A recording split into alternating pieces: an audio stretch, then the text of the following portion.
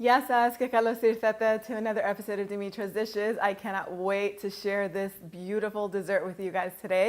We're going to be making a caramel apple galette that is just beautiful to look at. It's so much easier to make than an apple pie, even though apple pie is one of my favorite desserts. This is so much easier to make because you don't have to make any crust for this. I'm using puff pastry, that's flaky, buttery, delicious, and ready from the store, which makes it even better. A caramel sauce that we're going to be making at home. I don't know about you guys, but caramel from the store it's so hard for me to find a clean one that doesn't have a lot of stuff that I don't care to put in my body. So this one is going to be simple and delicious, and that's what we're going to begin with. We're going to begin by making the caramel sauce, which once you make it at home, it's really easy to make. So you just begin with 2 cups of granulated sugar. And I used to cook the sugar over the stovetop until it melts, like all traditional caramel recipes call for. And I burned it so many times. Even though I'm careful, it just happens every now and then. I don't know why it happens. I step away or whatever, but it's happened to most of us. So I saw Ina Garden putting some water in with the sugar, and that is a lifesaver. So now I add 1/3 of a cup of water to the sugar, and I cook it for about 10 to 15 minutes over the stovetop. You don't want to whisk it at this point. You could go ahead and swirl the pot around several times. And speaking of the pot, you want to use a sauce pot that's deep. You know, even though you think that there's just a few ingredients in it, the thing is when you're cooking sugar, the steam that it releases once you add the other ingredients it just rises so fast and it's so hot you can get burned. So just use a deep pot, not too big obviously. You don't want the surface area to be too big, but anyway, we're going to cook the sugar and the water until the sugar dissolves and it begins to get a beautiful color on it. Keep in mind that the deeper the color gets, the caramel is going to start to get a little bit bitter. So you want to get it a nice light caramel color. If you get it very dark amber, it's going to have a little bit of a bitter taste to it. So keep that in mind. Do not step away from the pot. Swirl the sugar around until it's dissolved, and once it gets that beautiful color, take it off of the heat and make sure that you have about 6 ounces of butter already diced up. You want everything ready to go because the sauce moves so quickly. I'm using salted Irish butter because I love the flavor, and here in America, the salted butter is not too salty. If it's very salty overseas, use unsalted butter, and then you could control the salt by adding a little pinch of salt in the end. But take the pot off of the heat and carefully add in the butter. Make sure you're wearing oven mitts in this step because the steam is going to burn. So whisk that all up once you add the butter in off of the heat, and then you can add a teaspoon of pure vanilla extract and a cup of heavy whipping cream. Whisk it all up until it's smooth and then cook it for a few more minutes until everything comes together. And if you have any hard pieces of sugar in there that didn't melt, maybe they'll melt. If they don't, that's fine, because once the sauce is ready, you're going to take it off of the heat. And at this point, you could add some salt to it. A nice pinch of salt and caramel sauce just goes really well together. We've all had salted caramel ice cream or gelato, and you know that combination is so good. But another good idea is to not pour the sauce directly into the container that it's going to be stored in. Pass it through a little strainer. So if you have any bits of sugar that have crystallized or hardened, they won't be in the sauce. Now the sauce looks really thin, right? But as it sits and cools, it's going to get thicker, and it's going to be the consistency of the caramel that we all know and love. This is great because you can make this sauce 2 weeks ahead of time. It keeps well in the refrigerator for weeks. It stores even better in the freezer for months. This just doesn't go bad. So you can do this step ahead of time. But if you're doing it the same day, do it in the morning because it's going to take some time for the caramel to thicken. Anyway, we're going to set that aside. And now we're going to put the galette together. And this couldn't be easier. I love to buy my puff pastry sheets from the restaurant supply shop because they sell these really big ones. Each one is about 12 ounces or 340 grams. It's a rectangle, a 10 by 15 inch rectangle, which is perfect. But if all you can find is those packs that they sell at the supermarket that have 2 sheets that are smaller, 2 sheets of puff pastry, you can combine those and just roll them out into a bigger sheet. That will work too. I'm still going to roll this out a little bit. I'm going to lightly flour my work surface because it is sticking to my rolling pin. And I'm going to roll this out so that way the center has about a 12-inch in diameter circle in the center. You don't have to roll this out into a circle because when you close the edges up to create the border, it's going to be a circle anyway. But go ahead and roll it out a little bit and then transfer the puff pastry to a baking tray that's lined with parchment paper. It's a good idea at this point to chill it in the freezer while you're preparing the apples. The recipe calls for 4 gala apples, the bigger ones, but I have these small ones here, so I'm going to use a little more. I'll use 6 today. You can use gala apples for this, pink lady apples. Granny Smith will be more tart, so you can use those if you like, but go ahead and peel the apples and then cut them in half and carefully take out the cores. I don't have an apple corer, so I'm just going to use this little ice cream scoop. It does the job, and I'm just going to get rid of any peel that's been left over in these corners. Then I'm going to slice the apple into 1/8 to 1/4 of an inch thick slices, just like I have here. I'm going to put all of the apples into a bowl, and then I'm going to add 1/4 cup of light brown sugar. You can use dark brown sugar if you really like it. A tablespoon of cornstarch, which is going to help thicken all of the juices that the apples are going to release, and a heaping teaspoon of dried cinnamon to this. Toss the apples all together. I also squeeze a little bit of lemon juice on the apples so that way they don't turn brown. Even though the cinnamon is brown anyway, that's kind of silly. But the little hint of tanginess that the lemon leaves is nice too, so it's okay. Toss the apples all together and then arrange them however you want in the center of your puff pastry. And then go ahead and fold the edges over to create a beautiful rustic border. Pinch them together to seal them. Then I just rinsed the bowl really quickly that the apples were in to make the egg wash in the same bowl, so I have one less thing to wash. I just added an egg to the bowl with a couple tablespoons of milk and whisk that all up. And I'm just going to brush the egg wash over the crust so that way it gets beautifully golden in the oven. I'm also going to sprinkle a little bit of granulated sugar onto the crust. And that's it. Now you want to chill the pie a little bit longer so that way the puff pastry, when it hits the oven, you want it to be chilled so that way it stays nice and puffy. So put it in the freezer if you have room, or in the refrigerator while your oven warms up. I'm going to preheat my oven to 400 degrees Fahrenheit. Once it's ready, the galette is going to cook on the center rack for about 45 minutes, or until the crust is nice and golden and the apples are nice and tender.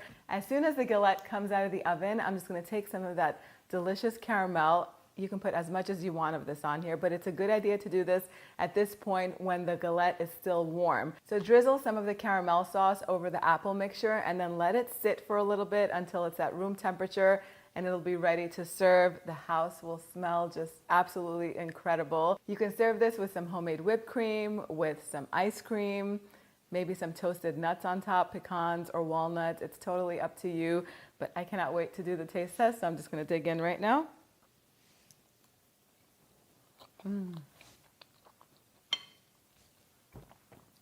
My goodness, take this away from me. I can finish this whole thing, guys. Desserts are definitely my weakness. Fall is here, Thanksgiving is right around the corner, and it's the perfect time for me to share with you my pumpkin pie recipe. I'm redoing this because I feel like people have missed it, and if you have missed it and you've never tried this pumpkin pie recipe, you have to give it a try. Even the biggest pumpkin pie critics who don't usually like pumpkin pie love this one because it's custardy, yet it has a little bit of a cheesecake consistency and taste to it. So it's rich and delicious. And instead of using a traditional pie crust, I like to make my crust with a shortbread cookie.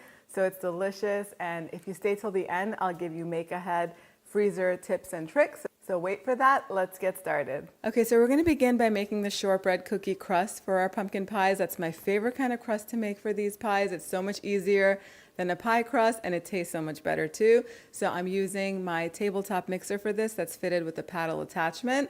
Makes life so much easier. I'll add 3/4 pound of unsalted butter. You want to make sure it's nice and soft.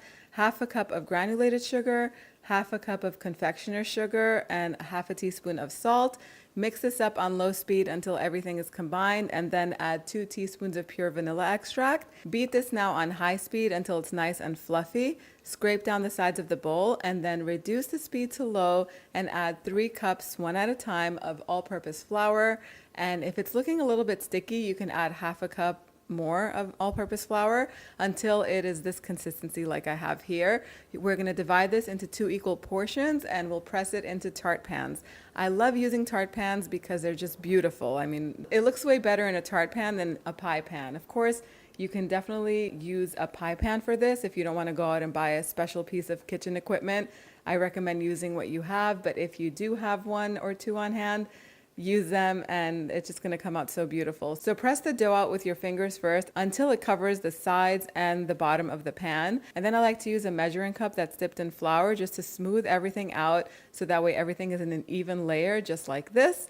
I also like to transfer the tart pans on baking trays. It just makes it so much easier to transport the pies later on in and out of the freezer and in and out of the oven. So we're going to chill these in the freezer for at least an hour. You can do this step 2 weeks ahead of time or even a month ahead of time. But if you're doing it more than 1 day ahead of time, once they're frozen solid, wrap them in plastic wrap so that way the tart shells don't absorb any freezer odors. Okay, so my oven is preheated to 350 degrees Fahrenheit. You want to make sure again that these are chilled and frozen solid so that way they hold their shape. This step prevents the cookie shell from sinking into the pan, and that way you don't have to use pie weights or anything like that. It'll bake and it'll just be so easy and beautiful. So this is going to first bake for 15 to 20 minutes at 350 degrees Fahrenheit. You'll see that the crust will begin to form some air bubbles. So take it out of the oven after the 15-20 minutes and pierce it all around with a fork just to kind of release the air that's trapped in the crust.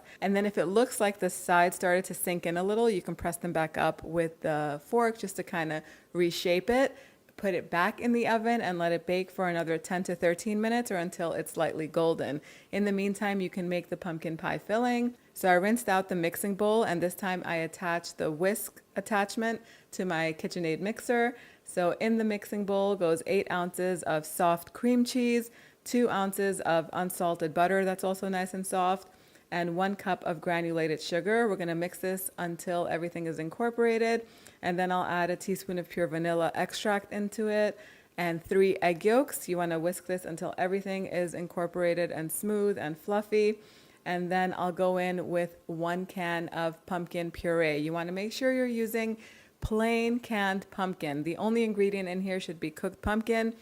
Right next to canned pumpkin in the supermarket aisles, you might see pumpkin pie filling. You do not want to use that. We're just using plain cooked pumpkin puree for this. So it's going to go in with a heaping teaspoon of ground cinnamon and a 1/4 teaspoon of ground ginger. Mix it all up until it's combined. And then the final ingredient is 1 cup of whole milk that's either warm or at room temperature. You don't want it to be hot. Whisk it all up until it's combined, and this is the consistency you're looking for. Sometimes some canned pumpkin puree tends to be a little bit on the thinner side. It might not be as thick or as orange as this. The color will vary, but it will still be delicious because pumpkin pretty much has a very bland flavor, so you should be fine. So we're going to divide the filling between the 2 pans and they're going to go back into the oven and bake on the center rack for about 30 minutes or until the sides are fully set and the center still has a little bit of jiggle to it. You're going to have to let these cool down at room temperature completely and then carefully remove them from the tart pan, and the best thing to do is to chill these in the refrigerator until they're nice and cold. They taste best cold, in my opinion. If you like them room temperature, be my guest and serve them like that. But I think they taste best cold. Then you can transfer them onto serving platters and serve them as is, or you can pipe some homemade whipped cream on top and sprinkle a little bit of cinnamon, and they're ready to serve. Okay, so just like that, the pumpkin pies are ready. If you're going through all the work to make these, make extra tart shells and freeze them, especially if you have more tart pans, and just look at how beautiful it looks as a tart. It looks so much more elegant than it would in a pie dish. But if you do want to make something more simple and laid back, you can try making my pumpkin bars. Those are baked in a 9x13-inch baking pan, and they're a little more casual and so good. But look at how beautiful this looks. I love using the tart pans because it gives it that decorative edge, and you really don't do any extra work, and the pan does everything for you, beautifies it. The pumpkin pie filling is custardy, yet a little bit more creamy and dense than a traditional pumpkin pie filling is. It's just delicious. Let's taste it. So good. The crust is crispy and buttery and delicious. The custard, of course, my favorite. And then the whipped cream on top lightens it up. So a few things to keep in mind. We do refrigerate this because it tastes better when it's cold, but as it sits, before you serve it to your guests, you want to take it out for about an hour so that way the cookie lightens up a little bit, because the cookie is dense. Shortbread cookies are pretty dense and they're buttery and they're crispy. And when they're cold, they're kind of hard to cut into. So that's one thing to keep in mind. You can do a lot of the steps ahead of time. So you can make the crust a month ahead of time. If you're that organized and you want to, at the beginning of the season, make a bunch of crusts, not just for pumpkin pie, you can use these crusts for all different kinds of tarts, and I have a few recipes on my website. But you can assemble the tart and don't bake it, freeze it. Once it's frozen solid, you can wrap it in plastic wrap, so that way it doesn't absorb any freezer odors, and it'll keep fresh in there for at least a month. You could do it 2 weeks ahead of time or even a day or two ahead of time. Just depends on how much time you have and how much you plan ahead. The custard can also be made a day ahead of time and can be stored in the refrigerator, and then you could bake it all the day before that you're serving it. If you're serving this for Thanksgiving or for a special event, I do recommend that you don't bake this the same day. There's too many steps and too much work, and it just needs some time for cooling. So make this a day ahead of time, let it sit in your refrigerator. The crust will just be at the perfect consistency when you go to serve it, and that's it, and everybody will absolutely love it. I'm gonna show you how to make my pumpkin pie minis, and these are gonna be made with a phyllo crust. I'm starting with this recipe today because you're gonna be able to make this 2 weeks ahead of time. What could be easier than that? Let's go over the ingredients so we can start. We're gonna need some pure vanilla extract, some canned pumpkin. This is cooked pumpkin, not pumpkin pie filling. That's very important. Some softened cream cheese that's at room temperature. We have some granulated sugar, a little bit of softened unsalted butter, salt, ground cinnamon, and a little bit of ground ginger. We're gonna use some eggs, whole milk, and then for the crust, we need some Filo. This is regular number 4 Filo that's thawed and at room temperature, a little bit of ground cinnamon, and some granulated sugar. So to the stand mixer, go ahead and add the softened cream cheese along with the sugar, the spices, and the butter, and a little bit of vanilla extract. And beat this on low speed until everything is combined. Increase the speed once everything starts to combine. And once it's all smooth, we're gonna go in and add the pumpkin. Scrape the sides of the bowl down so everything mixes evenly. And mix it until everything is all combined. We only need the yolks for the filling, so I'm just gonna separate the whites from the yolks. And I'm just gonna pop them into the mixer. Mix them until everything is incorporated. And you could save the egg whites for tomorrow morning's breakfast. Now I'm just gonna pour in the milk. And this is milk that's at room temperature. Scrape down the sides of the bowl one last time, mix it all together, and then the pumpkin pie filling is ready. Now it's time to assemble the little pies and put it all together. Now what I love about this recipe is that this feeds a big crowd. This makes 24 little mini pumpkin pies. That's great, especially if you're hosting a party with a lot of people coming, or everybody loves dessert, so people are gonna pick up more than one of these, I guarantee you. But there is a way to use the same exact ingredients, same recipe, and turn it into one decadent, rich, indulgent pumpkin pie. The step-by-step method to do that is going to be in the ebook along with pictures and everything like that if you want to make one pie to serve about 10 people rather than these 24 little mini pies. So before you start, you're going to need 2 little muffin tins, and we're also going to need a pack of Filo that's been thawed out overnight in the refrigerator. Then make sure that you leave it out at room temperature for at least an hour to 2 hours, so that way everything is easy to work with. We're going to make 2 stacks of 6 sheets of Filo, and we're gonna butter in between each layer and sprinkle each layer with some granulated sugar and some cinnamon. Each stack is gonna make 12 little pies, and you'll see what I'm talking about as soon as we do it. We're gonna work with 1 sheet at a time. Drizzle some melted butter. We usually don't brush it, but this time we're gonna brush the butter all over so that way it's covered and all of the sugar and cinnamon can stick to it. Sprinkle about a tablespoon of the sugar and dust some of that cinnamon on top. Now, if you wanted to, you can just combine about 3/4 of a cup of granulated sugar with about a tablespoon of cinnamon. The exact measurements are going to be with the written recipe. And just keep doing this until you have a stack of 6. So the top layer doesn't get the sugar and the cinnamon. The 6th layer of each stack just gets melted butter, because that's going to end up being the bottom of the pie. And you'll see what I'm talking about as soon as we put them in the little muffin tins. So you're going to want to make 1 stack at a time. And we're done with the first stack. Now I'm going to cut it into 12 squares. And try to measure when you do this so that way everything is even. They should be 4 inches each.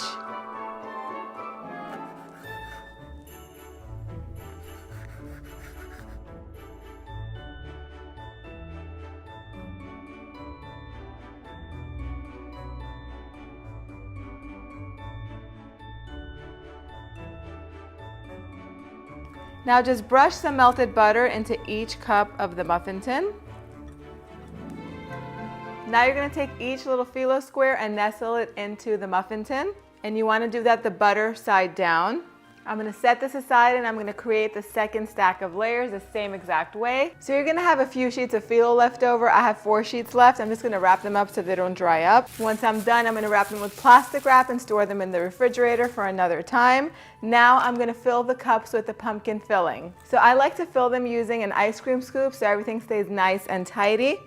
Fill them all the way up to the top. After filling all of the phyllo cups with the pumpkin pie filling, I did have a little bit left over, so I just put in a little ramekin and I'm just going to let it bake in the oven on the side of the pies. At this point, you could just take them as they are and set them in the freezer. Once they're chilled and frozen, wrap the trays tightly with plastic wrap so that way they don't absorb any of the smells or aromas from other foods in your freezer, and they could stay in there frozen for at least 2 weeks. So this is great. 2 weeks before your dinner party, you could just do this whole thing, and then the day before, just bake them off like we're gonna do now. I'm gonna freeze one and bake one so that we can show you what they look like. My oven is preheated to 350 degrees Fahrenheit. I do like to place the muffin tins on a baking tray, so that way it's easy to transfer in and out of the oven without shaking it and getting burned. I'm gonna let these bake at 350 degrees until the phyllo is beautifully golden all around and the filling is set. I will show you what that looks like as soon as they come out. My little mini phyllo pumpkin pies took exactly 40 minutes to bake.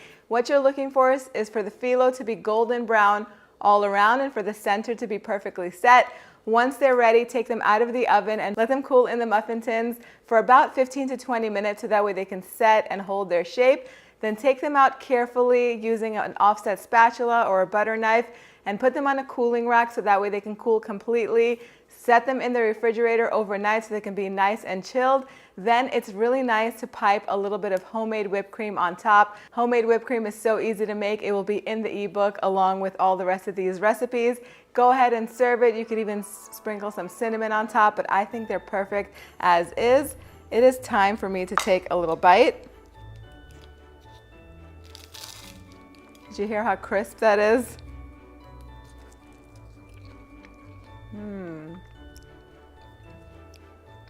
The phyllo is perfectly crisp and buttery and slightly sweet from the sugar and cinnamon that's in between the layers. The pie filling is just like, it's like a light pumpkin cheesecake, but much lighter because there's not that much cream cheese in it. I think you guys are gonna love it. Your guests are gonna love it. Today, I'm gonna teach you how to make a delicious side that I've created. I don't think anyone else has made this. It's so delicious.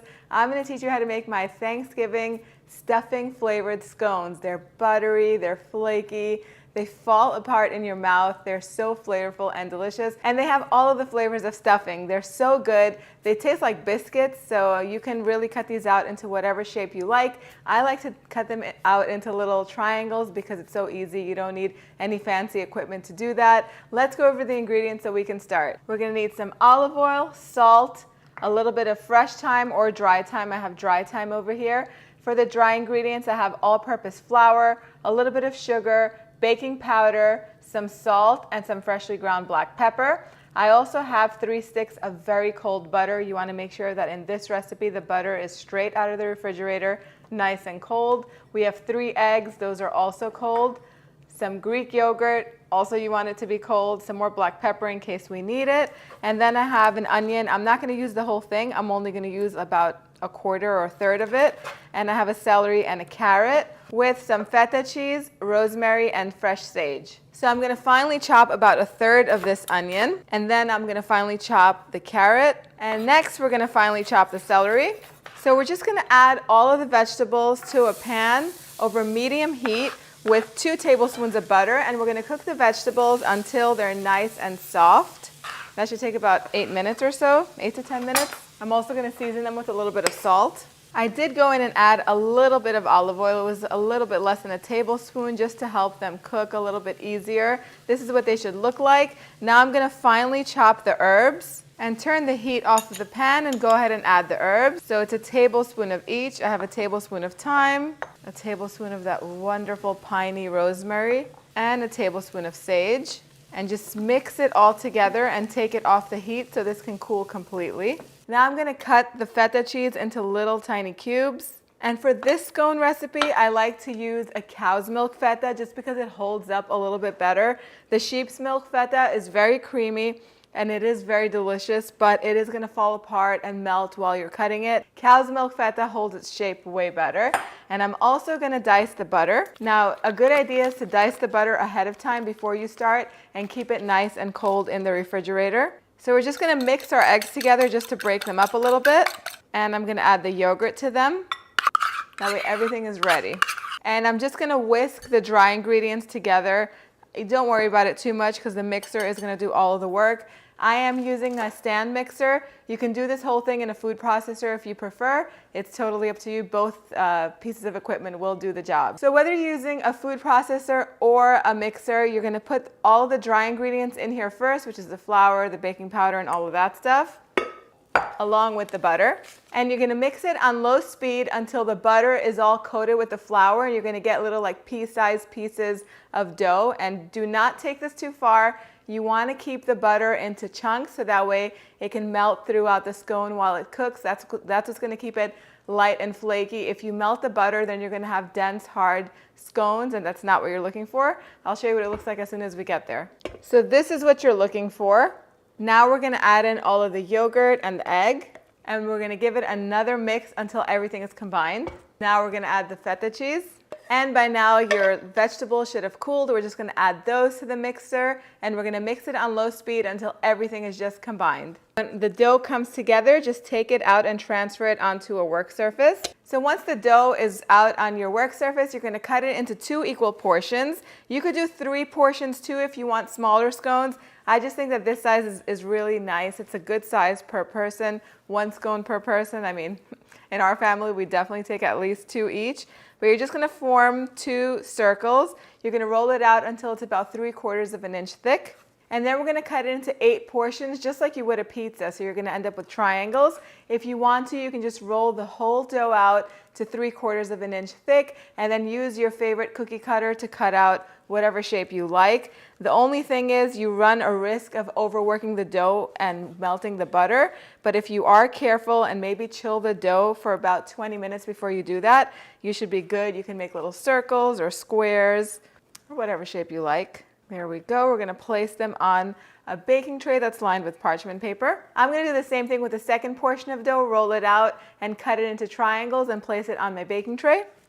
So at this point, you can take all of them and place them in the freezer. Once they're solid and frozen, transfer them into freezer-safe bags, and they will stay fresh in there for at least 3 weeks. This is great because you can prepare them way ahead of time, and then when you need them for your dinner party or for whatever, you can go ahead and bake them off. They're just gonna take about 15 minutes longer. Keep an eye on them. You're looking for them to be nice and golden once they're done. But I'm gonna bake a few of them and freeze the rest. My oven is preheated to 400 degrees Fahrenheit, and I'm gonna bake them for about 20 to 25 minutes. It depends. I'm gonna keep an eye on them until they're beautifully golden all around. Before I do that, I'm gonna brush the top with some heavy whipping cream. You could do egg wash instead. That would be about 2 egg yolks with some heavy cream or milk, and then just brush the tops. You can sprinkle the tops with some freshly cracked black pepper, some more herbs like rosemary or sage, or you could even do some sesame seeds on top. It's completely up to you. My scones took exactly 22 minutes to bake. What you're looking for is for them to be golden brown all around. Try not to overbake them. You can stick a toothpick in the center, and if it comes out clean, you'll know they're done. Take them out, let them rest for a few minutes, and then go ahead and serve them. I'm gonna teach you how to make my stuffed Cornish hens, and it is a perfect alternative to a big turkey or something like that. It's very simple to make. It's ready in about an hour, hour and a half max, so you just can't beat that. It is just a wonderful thing to make for the holiday season or when you're having special guests over. Let's go over the ingredients so we can start. We're gonna need some salt, black pepper. We're gonna need 1 batch of my stuffing recipe. I'm gonna put it in the card section and in the description box down below. We need some melted salted butter. I have a sprig of fresh rosemary. You could use oregano or thyme instead. 2 lemons, and I have 4 Cornish hens. So I just washed the Cornish hens under cold water, then I patted them very, very dry. You wanna make sure that there's no moisture on them, no water, so that way the marinade sticks to them. We also have 2 cloves of garlic that I forgot to talk about, and that's gonna be part of the herbed butter that we're gonna put on these to flavor them, so they're gonna be just absolutely delicious. Now, I did this recipe, my stuffing recipe, yesterday actually. I posted it, so you're going to refer to that video because you're going to need one batch of it. If you're not a fan of rice stuffing, you can go ahead and make a cornbread stuffing or whatever stuffing you like. We're going to go on now to making the herbed butter that's going to go on top of the Cornish hens. I have some butter here. Now I like to use salted butter because it has a lot of flavor. In America, the salted butter is not too salty. So if you're overseas and the butter is too salty, then use unsalted butter and just put a little bit of salt in there to salt it to your liking, or you can just use unsalted butter and just season this with a little more salt. So I'm gonna grate 2 garlic cloves in here, and I'm gonna add the zest of 2 lemons. Now I'm just gonna remove the leaves from the rosemary stem, and I'm gonna finely chop them and add those to the butter. I love the way fresh rosemary smells, such a nice woodsy, piney aroma. And then we're gonna need the juice of 1 lemon. You can also add the juice of an orange in here too for a little kick of sweetness. Season with a little bit of black pepper, and I'm gonna do a pinch of salt, and that's it. The herb butter is ready. This is gonna add tons and tons of flavor. Just go ahead and mix everything all together, and that is done. You wanna make sure that the stuffing is at room temperature. You do not wanna put hot stuffing into the Cornish hens, otherwise it's gonna start to cook them from the inside, and it's gonna not cook. They're not gonna cook properly. They'll be dry before you know it. So now we're gonna go on and just put a little bit of salt inside the cavity of each one of these little Cornish hens. So you're gonna wanna use a dirty hen and a clean hen. You never wanna contaminate the salt with the juices from a chicken, otherwise you're gonna have to dump all of that salt out. So make sure that the clean hen that you're touching the salt never touches the chicken or the little hen in any way. Put some salt in each one, in each cavity. And now we're gonna put about a cup of filling into each little hen. And it doesn't matter if the same spoon touches the chicken. And it's okay if the spoon is touching the chicken because any leftover stuffing is just gonna bake alongside the little hens. Once you stuff the hens with the rice stuffing, then you're gonna wanna tie the legs, brush them with that herbed butter, and then any stuffing that's left over, you can transfer it into a little baking dish, pour about a cup of chicken broth over it, cover it with foil, and both pans can go in a preheated 400-degree Fahrenheit oven. So we're gonna let them bake in the oven for about an hour to an hour and 20 minutes, or until the thickest part of the thigh reaches 165 degrees Fahrenheit. You can check with a meat thermometer, an oven-safe meat thermometer. I'm gonna pop them in the oven and I'm gonna show you what they look like as soon as they come out. So the Cornish hens came out of the oven. They baked for an hour and 10 minutes. The last 5 to 7 minutes, I did turn on the broiler element so that way they can brown evenly on top. They did need a little more color. If you have to do that, it all depends on your oven. Then make sure you stay close by and keep an eye on it. The last thing you want is for the skin to burn. I also uncovered the stuffing for the last 10-15 minutes so it can get nice and crisp on top. The whole house smells amazing. Once it comes out of the oven, then let the Cornish hens rest for a good 10-15 minutes so that way they stay nice and juicy. Now, there is a little bit of a pan sauce on the bottom of the pan from all the juices that the Cornish hens have released, plus the butter that melted off. You can just put that in a little gravy boat and your guests can help themselves if they want some extra. Or when you go ahead to plate this and serve it, you can just pour it on top, totally up to you. You could add some flour and lemon juice to this, some capers, and turn it into delicious gravy. But honestly, it's perfect just the way it is. Now I'm gonna go in and take a bite. So tender, flavorful, juicy, and delicious. That stuffing is my favorite. I'll take rice and ground beef stuffing any day over bread stuffing. That's just me, that's how I am. I think you guys are gonna love it. I'm gonna teach you how to make my cheesy pull-apart dinner rolls. These are gonna be filled with Gruyere cheese, which is a Greek cheese that's very similar to Gruyere cheese. So Gruyere would be the perfect substitute.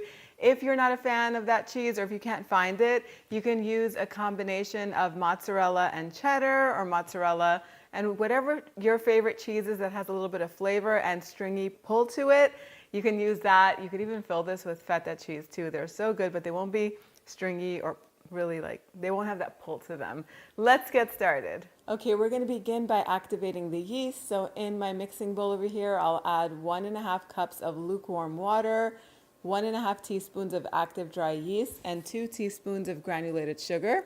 Give it a mix, and you want to make sure you set it aside for about 6 to 8 minutes or until a foamy cloud forms at the top of the mixture. If that doesn't happen, then the yeast is not going to activate. It will not do its job. You're going to have to throw that out and start with a fresh batch. In another bowl, just go ahead and add 4 cups or 630 grams of all-purpose flour and a teaspoon of salt. Whisk that all together, and then to the yeast mixture, we're going to add a 1/4 cup of olive oil and then all of the flour mixture, and then we'll attach the dough hook to the mixing bowl and let this knead for 10 minutes on low speed. This is what the dough should look like once it's done kneading. Lightly grease the bowl. Make sure it's a large bowl because this is going to double in volume. Transfer the dough into the bowl and toss it around until it's coated. Cover the bowl with either plastic wrap or a clean kitchen towel and set it aside in the warmest part of your house until it's doubled in volume.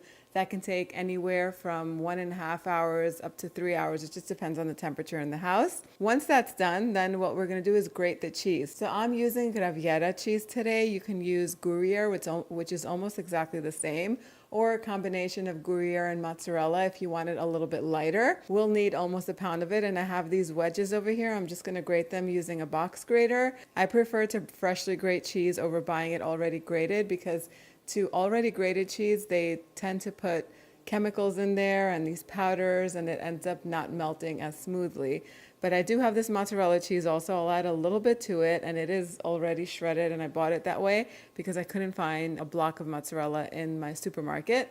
I'll just be using the tiniest amount anyway, just to lighten it up a little bit. The dough has doubled in volume. It's nice and fluffy, and you don't want to skip this step. Otherwise, the bread rolls will be dense instead of light and fluffy, which is what we're looking for. We'll divide this into 2 portions, each portion into 8 little pieces, as equal as you can get them until we have 16 rolls. And then I also roll them up into balls just like this. Once that's done, I'll just make space on my counter and I'll take a few balls at a time. I'll flatten them out so that way there's space for the cheese, and then I'll put a little mound of cheese onto the center of each disc. It's about 1.5 to 2 tablespoons. I'm not really measuring. I just put as much as I can in there because I want these to be really cheesy. Then I'll gather the edges of the dough towards the center to cover the filling and pinch them together. Roll it again into little balls so that way they can just seal and hold their shape. And you can place these in a 9 by 13 inch baking pan. I'm using mine because I'm doing a lot of videos for the holidays, so most of my pans are taken. I'll use this skillet over here. You can use a 10-inch cast iron pan if you'd like. I also like to sprinkle some semolina flour on the bottom to give it kind of like that pizza texture. You don't have to do it. You can just skip that step completely. Arrange the balls of cheese-filled dough into the pan and then set it aside for 30 minutes just to fluff up a little bit. In the meantime, you can preheat your oven to 375 degrees Fahrenheit. Once the dough has puffed up and risen a little bit more, then you can just brush the tops with some melted butter. I like using salted melted butter for this because it has more flavor, but you can use unsalted if you like. These are going to bake on the center rack for 30 to 35 minutes or until they're beautifully golden all around. They're gonna rise a little bit more in the oven.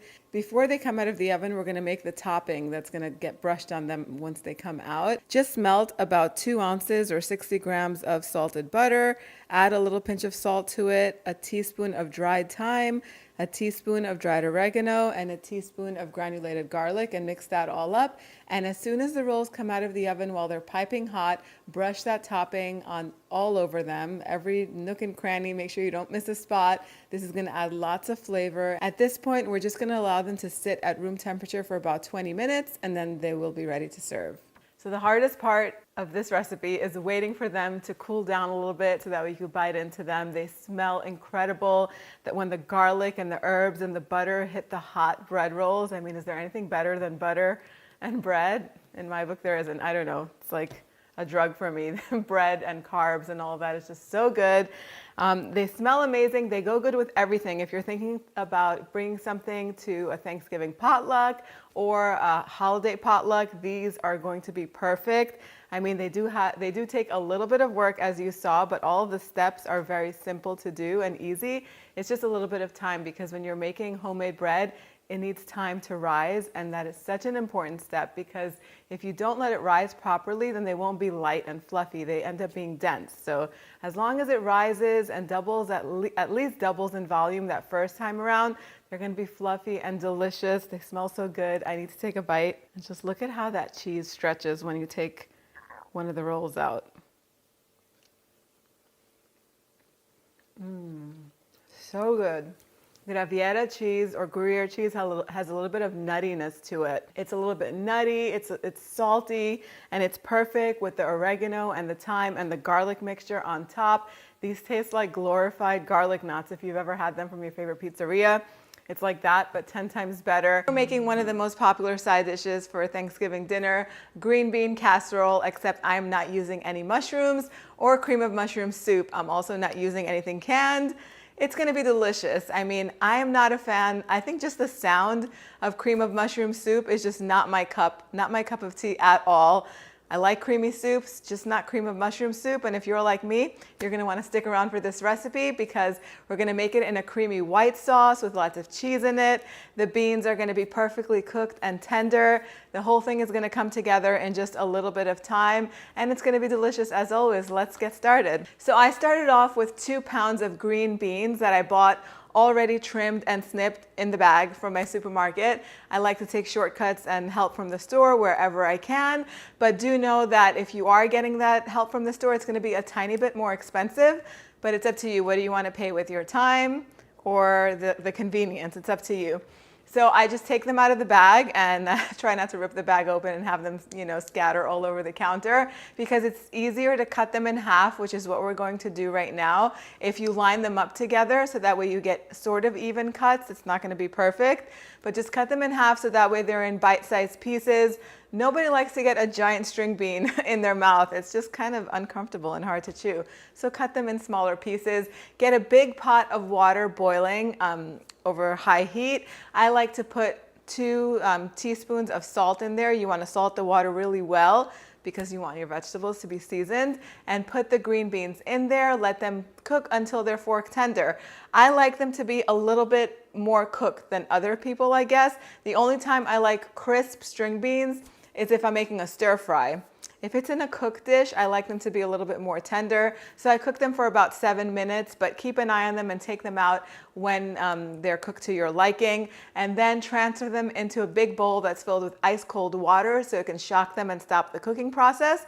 And then you're gonna wanna take them out of that water and pat them dry with a towel because you don't want the sauce to be watery, right? Now it's time to make the sauce. Before you start the sauce, once the green beans are nice and dry, go ahead and transfer them into a 9 by 13 inch baking pan. I'm not using a 9 by 13 inch baking pan. Instead, I'm using this round pan right here, which fits about the same amount of food in there.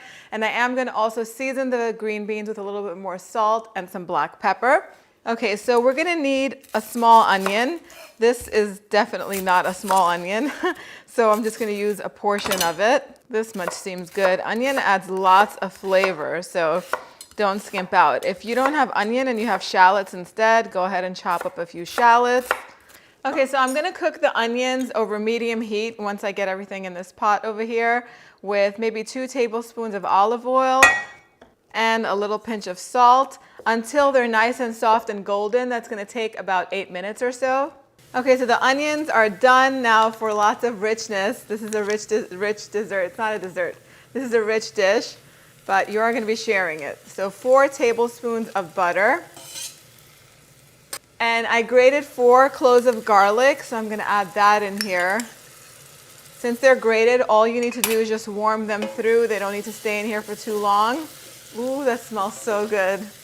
Now I have 4 tablespoons of all-purpose flour, and I'm just gonna cook it down for a few minutes until it gets nice and toasted. Okay, so that's done. I have 3 cups of milk here. This is whole milk, and it is straight out of the refrigerator. It's not warm or anything like that.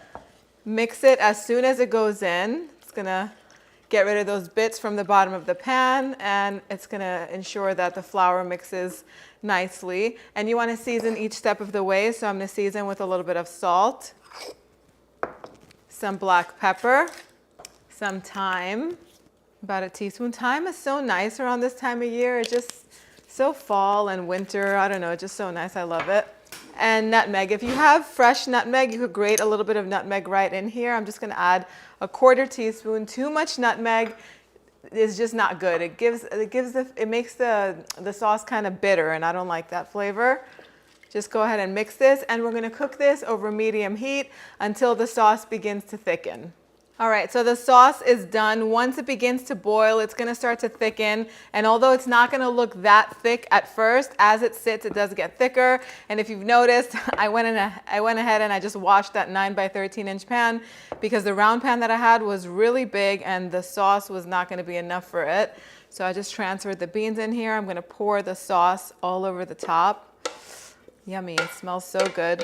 And honestly, I think I would make a little more sauce. Maybe a half batch more would have been better.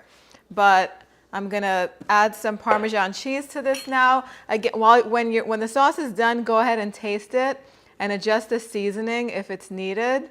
Toss the beans in that sauce. You wanna make sure that the string beans are very well seasoned. They have no flavor if they don't have salt on them. So don't be afraid to season your veggies right. That's where all of the flavor is, and all you need is a little bit of salt to do that. So you want to make sure that the water is seasoned that you're boiling them in, and once they come out and you put them in that cold water, it does kind of wash them again. So you want to season them once you dry them and put them in the pan. Oh my gosh, this smells so good. Okay, so the sauce is really thick, so I have some chicken broth here on the side to thin it out a little bit because it is going to continue to cook in the oven and thicken a little more. So I'll put around a cup of the broth in here. If you want to keep this vegetarian, leave the chicken broth out and either add some more milk, or if you want some more richness, you could add some half and half, or vegetable broth. Any of those will work. And I'm gonna add a few crushed red pepper flakes in here because we love them. And if you want some more stringiness, you can put some mozzarella cheese on top. Options, we give you lots of options. Okay, let me taste this now that I added the stock. That is honestly delicious. So flatten it out in one layer. Okay, so you want to make sure that the oven is preheated to 350 degrees Fahrenheit. This is going to go in and bake uncovered for about 30 minutes or until it's nice and bubbly.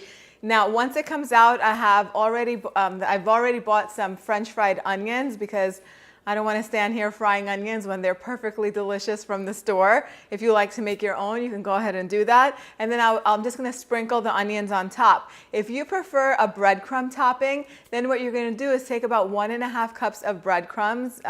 Panko is my favorite type of breadcrumb. Get them unseasoned and then melt some butter and just toss them in the butter. And if you want to put some oregano in there or some rosemary, toss that all together and you could put it on top right now and bake it in the oven with the panko breadcrumbs. You can do that, but I wouldn't put the onions on top, the French fried onions. They're just gonna burn.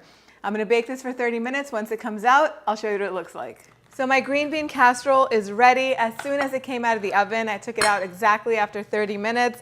I sprinkled lots of the crispy fried onions on top, and this is what my bag looks like. They sell them, I got mine from Costco, a really big bag. They were sampling them on top of salad, and it just tasted so delicious. The ingredients were pretty clean, so I just picked one up and brought it home. But if you're in America, Trader Joe's probably carries a good, clean brand. So go, just buy them and just take the help from the store. You don't want to be frying onions. You're gonna have to fry a whole bunch, and it's unnecessary unless you really love to do it. Go ahead and put it on the plate and serve it, and it's really creamy. If you like more cream, you can make a half batch more and then just put it in there because it does tend to dry up a little bit. Delicious, perfectly seasoned.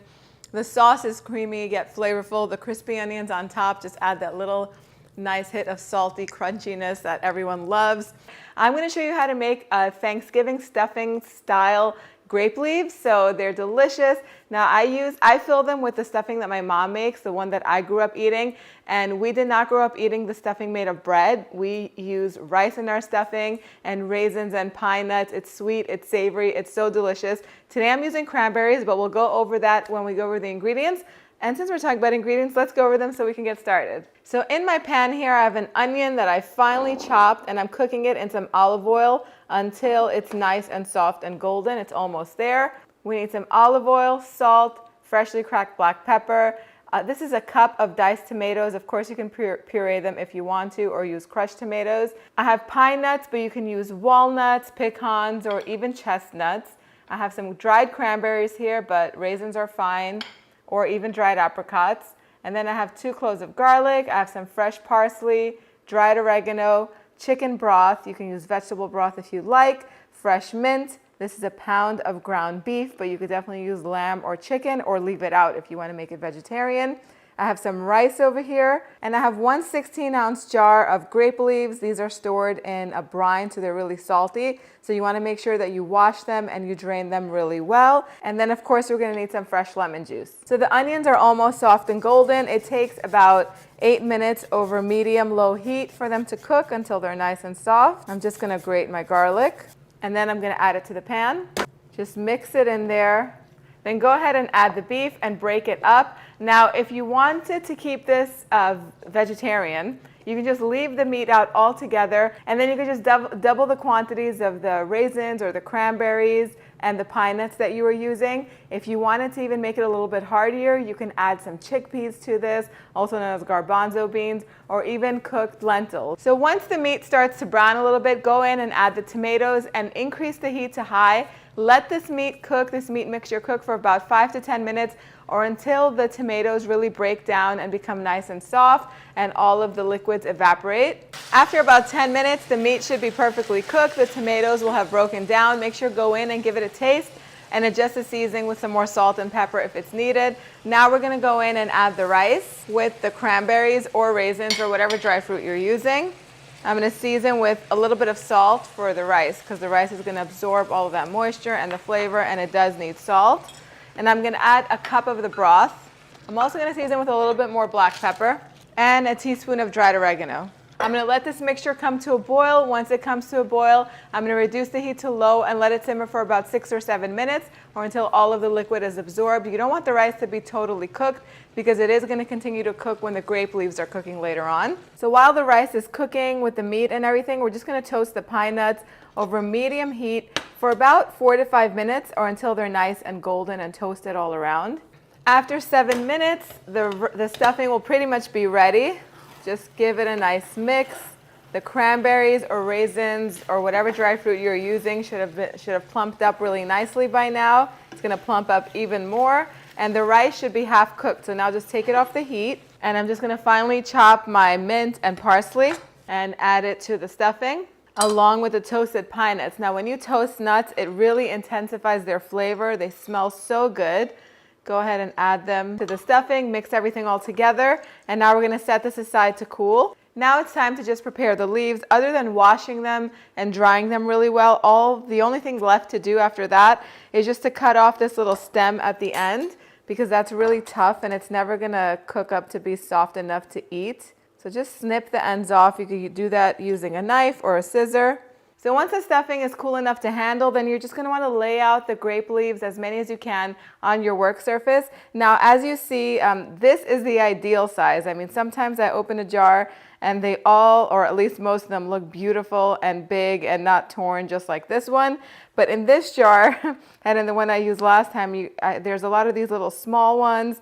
Some of them are torn, and these are not going to be easy to work with. So what I do with those, they're small ones, I just double them up. And I'll show you as we fill them. So we're going to begin with the big one so I can show you how easy it is. So you take a tablespoon of filling and you put it on the bottom. You spread it out a little bit. And you just fold the bottom up, fold the sides in, and you just roll up. And you keep folding the sides in so it forms a nice little package, a dolmadaki, like this. This is a little grape leaf. Let me show you the small ones if you have a few of those. So here's a small one. You can definitely put less filling in there if you want. You can just put less filling if you want, like instead of a tablespoon, do a teaspoon. But I feel like that's really not the best solution. And one more thing, you're going to want to fill them on the dull side. So the shiny side should go down. Same thing, lay them next to each other.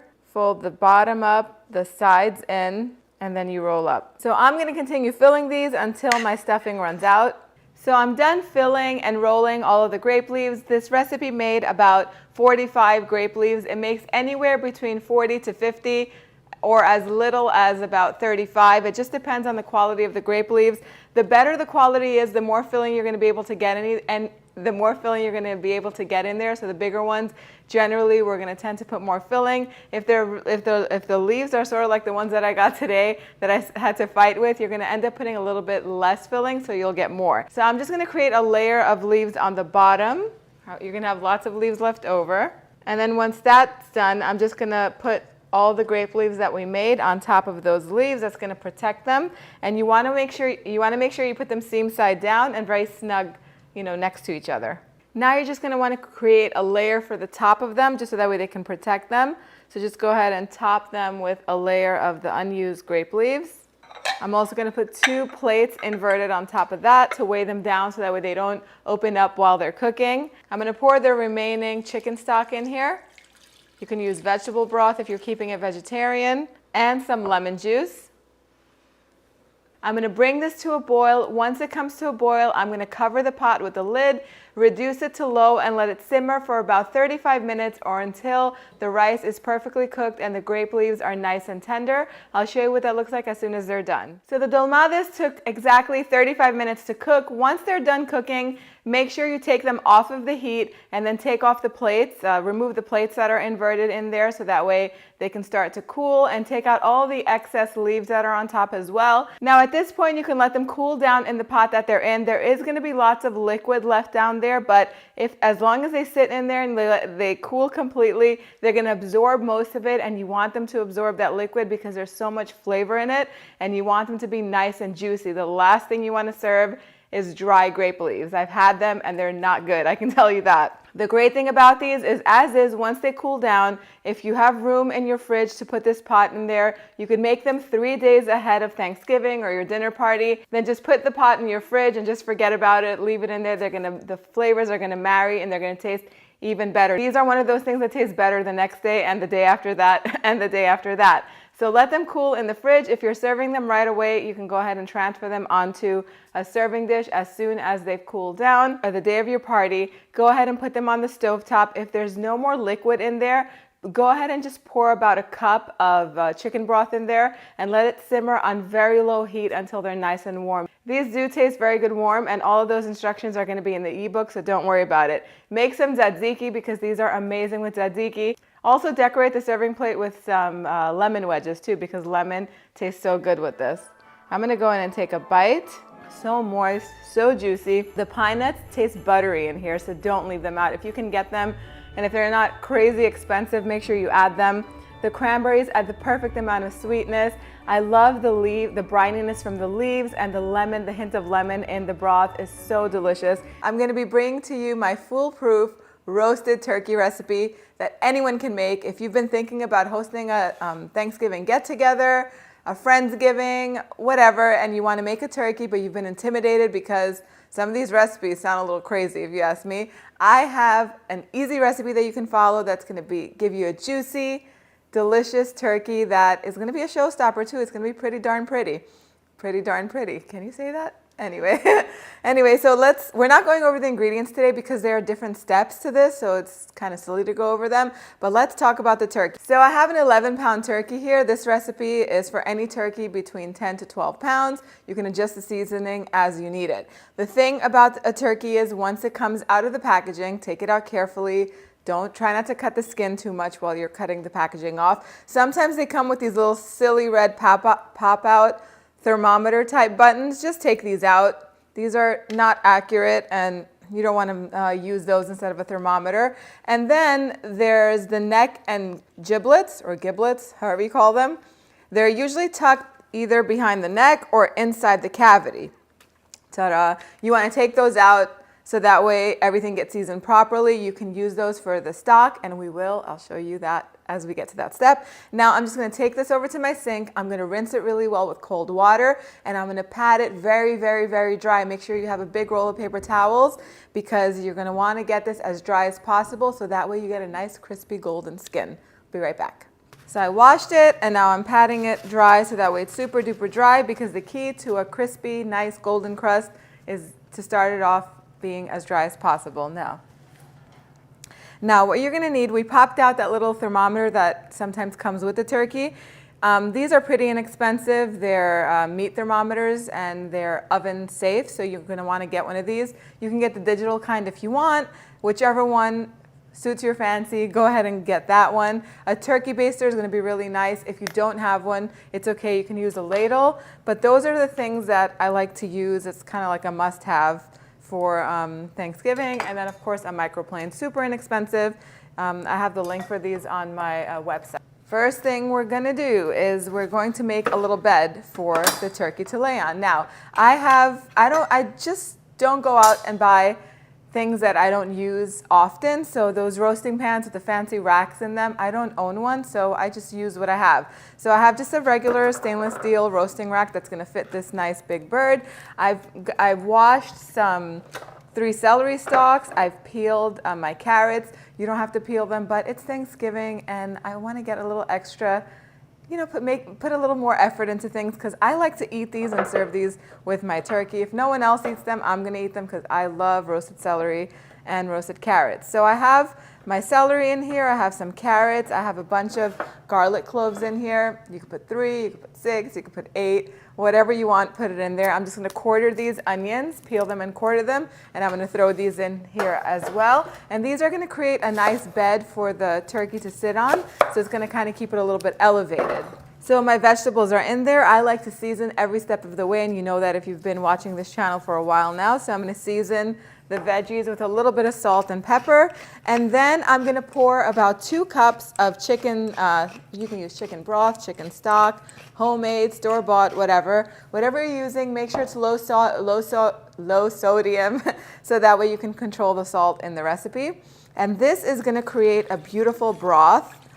That's going to be a beautiful stock actually because it's going to cook for a while that we're going to use to make our gravy. I'm also going to I like to put the turkey neck in here and the rest of the parts, the giblets and the heart. You can leave those out if you don't want to. What are they called? Are they giblets? Are they giblets? I think they're giblets. Anyway, I'm putting them in here. And then I'm just going to put the turkey on top of the vegetables.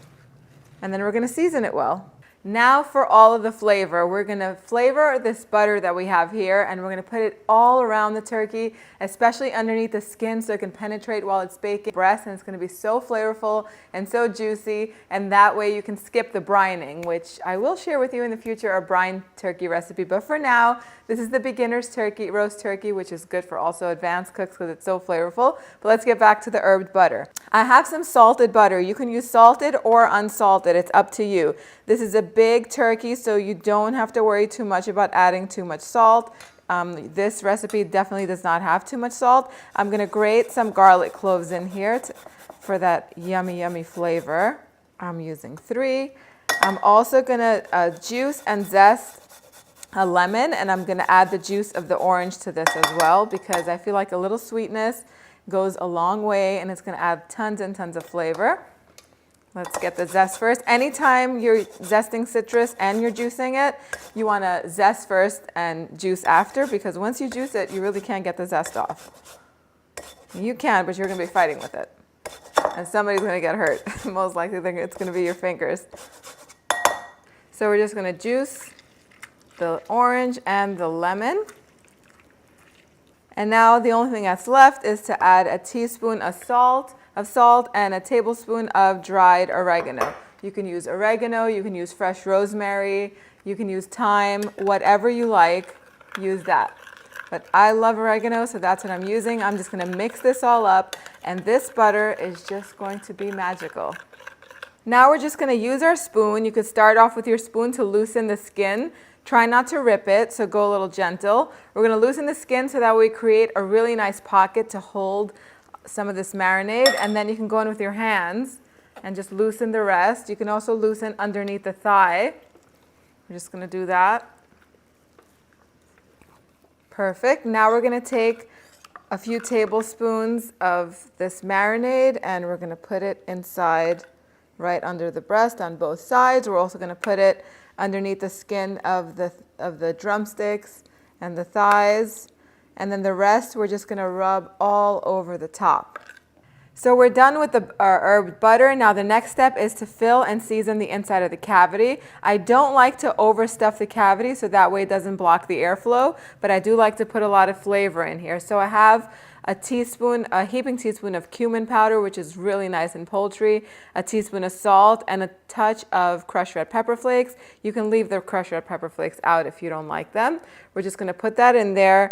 And then I have peeled garlic, about 10 to 12 of them. If you don't have that and you have a whole head of garlic, just cut it in half, and you can put half of it in there or the whole head in there. And then I have some fresh oregano from my backyard and some sage leaves, and I'm just gonna gather these all up and just put these in here because they're gonna release their aroma and they're gonna make this nice and flavorful.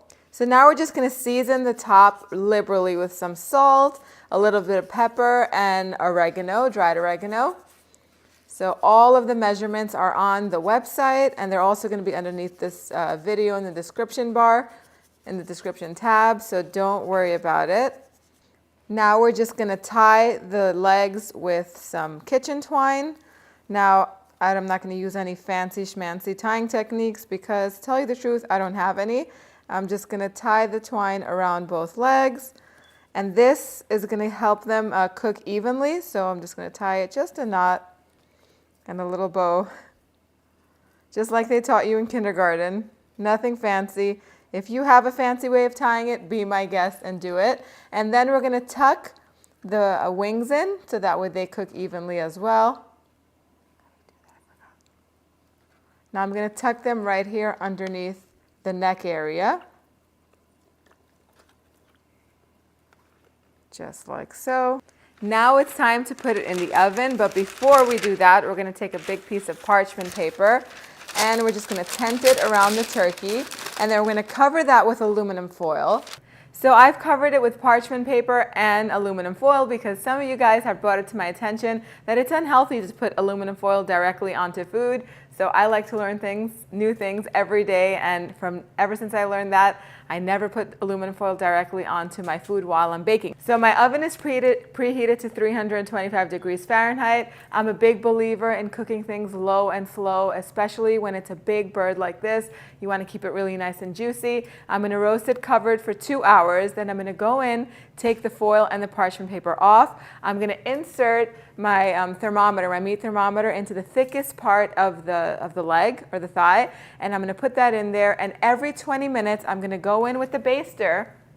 It's nice to have one of these things, and I'm going to take all the liquid that's collected on the bottom, all the pan juices, the broth basically, and I'm going to pour all over the top, and that's going to help it become nice and golden. I'm going to roast this until the thermometer reads 165 degrees Fahrenheit. At that point, I'm going to take it out because if it cooks any longer, then you're going to have a dry bird on your hands, and we're making a nice juicy bird. So follow those instructions, and at the end, I'll show you what it looks like. So once the turkey reaches 165 degrees Fahrenheit, take it out of the oven, remove the thermometer piece from it, transfer it carefully onto a platter, and tent it with either parchment paper or aluminum foil. And it's crucial that you let it rest for a good 30 minutes so that the juices redistribute. It'll stay warm for about an hour and a half, so that gives you plenty of time to put your side dishes in the oven and warm them through, or make your pie or whatever you have ready to go. But it is absolutely so important to let it rest, because if you were to cut into it now and carve it, what would happen is all the juices that are inside the turkey are going to come out, and then you're going to have a dry turkey on your hand. So that's probably the easiest step. Let it rest, make your gravy, which is what we're going to do next. Just take once you place the turkey on the platter, then take out all of the vegetables from the pan and set them aside. They're a really nice snack. They're great for using in stews, but honestly, we just eat them around here because they're so good. And then strain all of the pan juices into a measuring cup. We're going to need 4 cups of pan juices for the stock. If you have less, then go ahead and top it off with some chicken stock.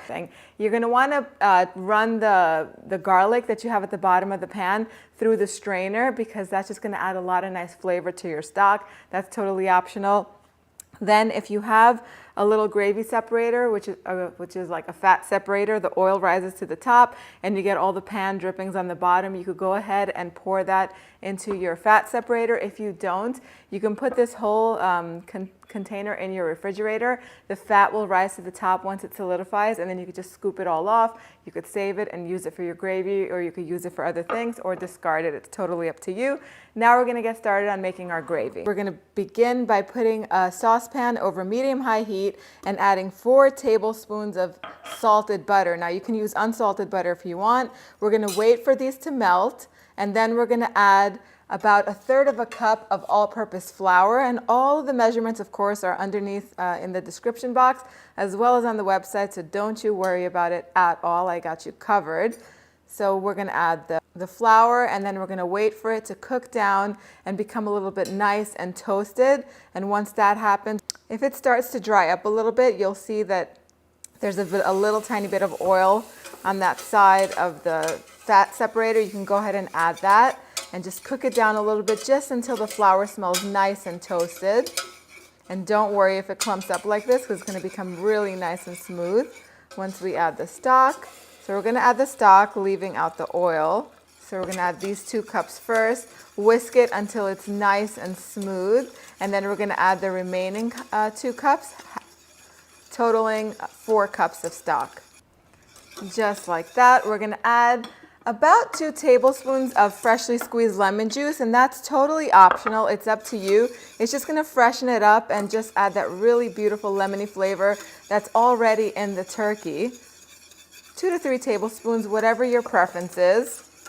Some freshly cracked pepper, and then once this boils, we're going to go in and taste it and see if it needs a little bit of salt. So my gravy has cooked to the consistency that I like it. This is how I like it. It's still runny. It's not thick like a bechamel sauce or anything like that, but it has some body to it. Again, you can cook it as thin or as thick as you like. The longer you cook it here on the stovetop at a higher heat, the thicker it's going to get. If it gets a little too thick, go ahead and thin it out again with a little bit of chicken stock and you'll be good to go. I didn't even add a drop of salt to this because it had the perfect amount. So that's why make sure you don't add any salt until you taste it. If you have anybody who's coming to visit who knows how to carve the turkey, that would be a perfect job to give your guests to do. I know guests, when they come over, they love to find out how they can help, because everyone wants to help when they see that you're cooking a big feast. So give the turkey carving to somebody who knows how to do it, or do it ahead of time so no one sees you fighting with the turkey. You don't have juices all over the place. But if you follow the recipe step by step, guaranteed you're going to have a juicy turkey. The one thing that I did before first of all, as soon as I took my turkey out of the oven, I put it directly onto the platter. So some of the juices can drain onto the platter, and I just leave those in there. Then I transfer it onto my cutting board and I slice it on here. And then before I put the slices on the cutting board, I like to drizzle or put 1 or 2 ladlefuls of gravy on the bottom of the cutting board, so when the turkey sits on there, it absorbs some of that flavor and it's just going to be delicious. You can also drizzle a little bit of gravy on top if you wanted to. Keep the gravy because it's going to be extra. This makes a nice big batch. My gravy boat is full and I still have some more, just like I like it, because everyone likes to put gravy on everything, not just on the turkey. It's great on mashed potatoes if you're making biscuits. I don't have to go into that because you know how it goes.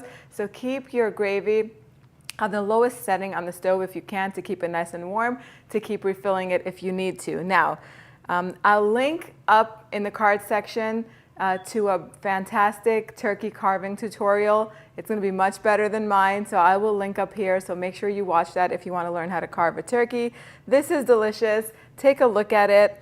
All I did was I simply put whatever herbs I had around. I had some rosemary, and then I had some clementines and lemons because I have lemon and orange in here. I just sliced it and very simply, nothing fancy, put it around and underneath my turkey pieces. If you have sage leaves or if you have fresh citrus leaves, those would be great garnishes as well. Make sure you serve this. If you're wondering how much turkey to buy, the general rule of thumb is 1 pound per person. I like to do 1.5 pounds per person because leftovers are the best part of Thanksgiving and any holiday. I'm going to teach you how to make a stuffed turkey roulade that's going to be delicious, elegant, beautiful, and it's going to be filled with my feta and red pepper sauce.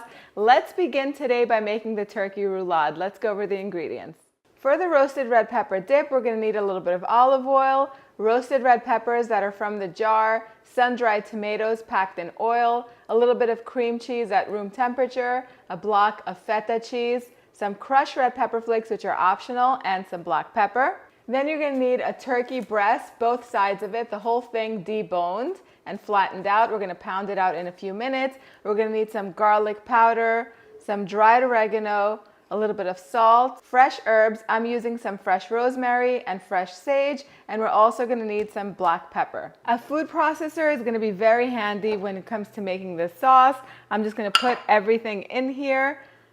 These are the roasted red peppers. Drain out as much of the liquid as possible, but you don't have to worry about it that much. The cream cheese. I'm just going to crumble the feta cheese so that way it processes easier. I'm going to put some sun-dried tomatoes in their oil, a heaping tablespoon, or even a little bit more. These add some really nice sweetness to the sauce. A pinch of crushed red pepper flakes, some freshly cracked black pepper, and just a couple teaspoons of olive oil. And we're going to pulse this until it's nice and smooth. So you're just going to want to open up the chicken in the parts where it's a little bit thicker, sort of lay it out a little bit flatter. The flaps should just open up. And you could even cut a few slits in it. That's it. Cover it with some plastic wrap or some parchment paper. And then using the flat side of a meat mallet or even a rolling pin, just go ahead and pound it out a little bit. That's it. Pounding the chicken out a little bit makes it cook evenly, so that way it's all one even layer. And now we're going to season this generously with some salt, some black pepper, and some dried oregano. You can use thyme instead if you prefer. And I'm going to flip it over and season the other side too. Make sure you wash and dry your hands really well before you touch the salt. You don't want it to cross-contaminate anything and then have to throw a whole bunch of salt out. So season the backside with some salt. The same way, salt, pepper, and oregano. Just carefully loosen the skin to create two nice pockets so we could fill it with that delicious red pepper dip. Be careful not to tear it. That's good. Then just take a little bit of the red pepper dip. This is about a half a cup or so. And careful not to touch it onto the turkey because you do not want to contaminate this dip. So if you have any leftovers, you can use it for something else. Just do it from a little bit up high. And then go ahead and spread it very carefully to get it everywhere. Now we're just going to flip this over and we're just going to put a nice layer of the dip onto the turkey breast.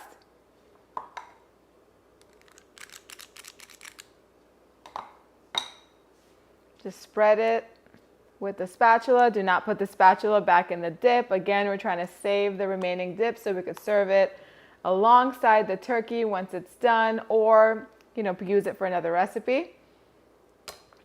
And now we're going to roll it all up. This is going to be messy, but don't worry.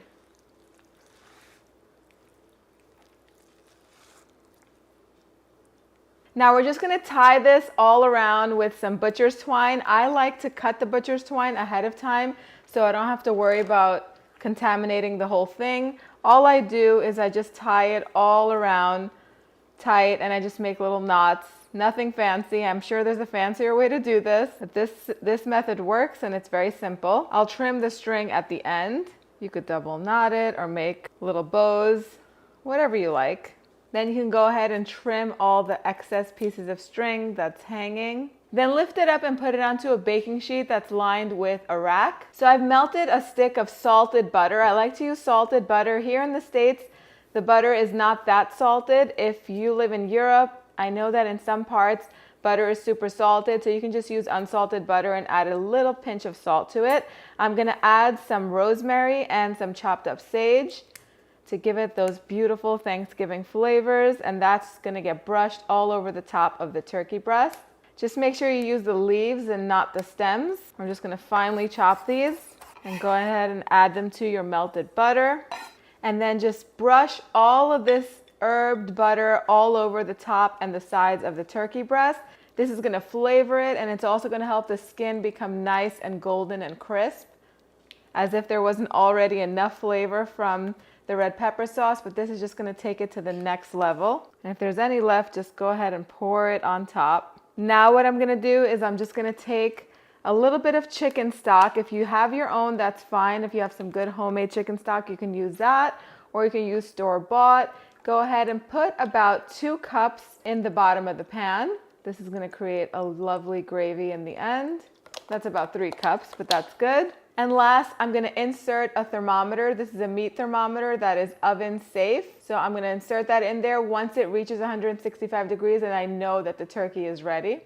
So make sure you preheat the oven to 400 degrees Fahrenheit. Go ahead and put it in the center rack of the oven and then let it bake for about 1.5 to 2 hours. It all depends on the thickness of your turkey, how long it will take, but keep an eye on it. You'll know it's ready once the internal temperature of the meat reaches 165 degrees Fahrenheit. As soon as it reaches that temperature, go ahead and take it out because then you know it's fully cooked and let it rest. You can cover it with some foil. It is so important for this meat to rest at this time so the juices can redistribute. And in that time, you can go ahead and make your pan gravy. But before we go, I'm going to tell you that an oven-proof meat thermometer is a must when you're cooking something like a turkey breast, because if you take it too far, it's going to be super dry and you don't want that. I will post a link for the one that I recommend in the description box down below, so make sure you get one if you don't already own one, so this thing can be as juicy and delicious as possible. The time that the turkey is resting, we can go ahead and make our gravy. So take all those pan juices and put them in a gravy separator. It's a great tool to have for this time of year because just all of the oil and grease rises to the top and you have all those delicious, flavorful pan juices that will sink to the bottom that are going to make the most delicious gravy because there are bits of roasted red pepper in it and so much flavor. So once you have the pan juices ready, go ahead and make the gravy. Let me show you how we're going to do that. So now it's time to make the gravy. To the pan, I'm going to add a couple tablespoons of butter with 2 tablespoons of all-purpose flour. I'm just going to whisk it together and cook the flour until it's nice and toasted, until the butter is totally melted. Once it starts to smell nice and nutty, I'm going to go ahead and add the 2 cloves of grated garlic and just warm it through. Then I'm going to add about a cup to a cup and a half of chicken broth, and I'm going to whisk this all together until the mixture is nice and smooth. All of those lumps are going to disappear. They're going to melt into the broth. Now we're going to add all of the pan drippings. I just skimmed the oil that rose to the top, or most of it. You don't have to worry about getting all of it. Whisk it really well. I'm also going to add some capers to this. Add as much as you like. I add about 1 tablespoon to 1.5 tablespoons. You can add some fresh lemon juice, but if you preserve your lemon juice like I do, go ahead and add 1 to 2 lemon cubes. It all depends on how lemony you like your gravy to be. Some freshly cracked black pepper. Go ahead and give it a taste. Oh, that is perfect. And once it thickens to your liking, you can thin it out actually with some more broth if you wanted to, or you could just cook it down to make it a little bit thicker. This is the consistency that I like. It could even get a little bit thicker, but as it sits, it will thicken a little bit more. I'm just gonna take it off of the heat and put it into my little gravy bowl. I did not add any salt to this because the chicken stock that I used was already already had some salt. The pan drippings had lots of flavor, especially because lots of that roasted red pepper and feta sauce dripped into it and it flavored it beautifully. It didn't need anything else. You can keep this warming on the stove on very low heat so that way it can stay nice and hot until you're ready to serve it. Then go ahead and with a very sharp scissor, cut the butcher's twine that's left on the turkey, discard it, slice it into nice thick pieces and put it on a serving tray. Decorate that serving tray with some herbs. I like to use rosemary, sage. I even like to throw some fresh cranberries on there. You could do pomegranate, even some nice citrus slices like orange and lemon. I do like to put some lemon slices on there because there is lots of lemon in the gravy, and I always like to showcase what is in the dish that I'm serving. And now you can go ahead and bring this to the table and serve it with some cranberry sauce, some feta scones, and all of the other things that are on the menu. Let me go in and give this a taste. It just looks so wonderful. The turkey is so juicy and flavorful. That roasted red pepper sauce is just the right amount inside the turkey, but it has flavored the gravy and made it so amazing. I think this is going to be your go-to gravy all year long whenever you want to make turkey. The best thing about this recipe is that you can assemble the roll a day ahead of time, cover it with plastic wrap, and leave it in the refrigerator overnight. In the morning, take it out and let it sit at room temperature for a good hour or two, so that way it will not be cold once you put it in the oven, and then go ahead and roast it just the way we did. It's going to save a lot of time just knowing that you can take that step ahead of time. All the tips and tricks and the exact measurements are going to be in the accompanying ebook, so you can go over to the website and download it, dimitrasdishes.com. I will see you all over there. Bye guys.